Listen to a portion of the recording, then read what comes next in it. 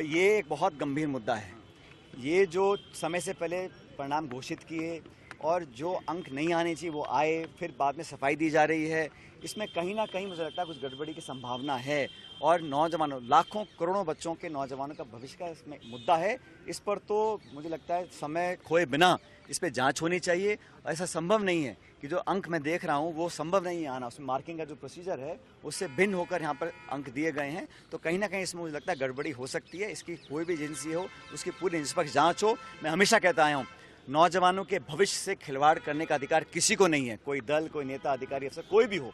नौजवानों का एग्जाम्स हो, परीक्षा हो, पेपर लीक हो, इसको हम कभी बर्दाश्त नहीं कर सकते, चाहे कोई सरकार हो, कोई भी हो। मैं तो हमेशा नौजवानों के हितों की पैरवी करता आया हूँ, करता रहूँगा। भाई ये एक बहुत गंभीर मुद्दा है।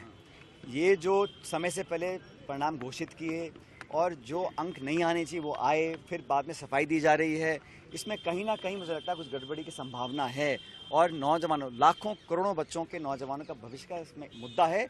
इस पर तो मुझे लगता है समय खोए बिना इस पर जांच होनी चाहिए। ऐसा संभव नहीं है कि जो अंक मैं देख रहा हूँ वो संभव नहीं आना, उसमें मार्किंग का जो प्रोसीजर है उससे भिन्न होकर यहाँ पर अंक दिए गए हैं। तो कहीं ना कहीं इसमें मुझे लगता है गड़बड़ी हो सकती है। इसकी कोई भी एजेंसी हो उसकी पूरी निष्पक्ष जांच हो। मैं हमेशा कहता आया हूँ, नौजवानों के भविष्य से खिलवाड़ करने का अधिकार किसी को नहीं है। कोई दल, कोई नेता, अधिकारी, अफसर कोई भी हो। नौजवानों का एग्जाम्स हो, परीक्षा हो, पेपर लीक हो, इसको हम कभी बर्दाश्त नहीं कर सकते, चाहे कोई सरकार हो, कोई भी हो। मैं तो हमेशा नौजवानों के हितों की पैरवी करता आया हूँ, करता रहूँगा। भाई ये एक बहुत गंभीर मुद्दा है। ये जो समय से पहले परिणाम घोषित किए और जो अंक नहीं आने चाहिए वो आए, फिर बाद में सफाई दी जा रही है, इसमें कहीं ना कहीं मुझे लगता है कुछ गड़बड़ी की संभावना है। और नौजवानों, लाखों करोड़ों बच्चों के, नौजवानों का भविष्य का इसमें मुद्दा है। इस पर तो मुझे लगता है समय खोए बिना इस पर जांच होनी चाहिए। ऐसा संभव नहीं है कि जो अंक मैं देख रहा हूँ वो संभव नहीं आना, उसमें मार्किंग का जो प्रोसीजर है उससे भिन्न होकर यहाँ पर अंक दिए गए हैं। तो कहीं ना कहीं इसमें मुझे लगता है गड़बड़ी हो सकती है। इसकी कोई भी एजेंसी हो उसकी पूरी निष्पक्ष जांच हो। मैं हमेशा कहता आया हूँ, नौजवानों के भविष्य से खिलवाड़ करने का अधिकार किसी को नहीं है। कोई दल, कोई नेता, अधिकारी, अफसर कोई भी हो। नौजवानों का एग्जाम्स हो, परीक्षा हो, पेपर लीक हो, इसको हम कभी बर्दाश्त नहीं कर सकते, चाहे कोई सरकार हो, कोई भी हो। मैं तो हमेशा नौजवानों के हितों की पैरवी करता आया हूँ, करता रहूँगा। भाई ये एक बहुत गंभीर मुद्दा है।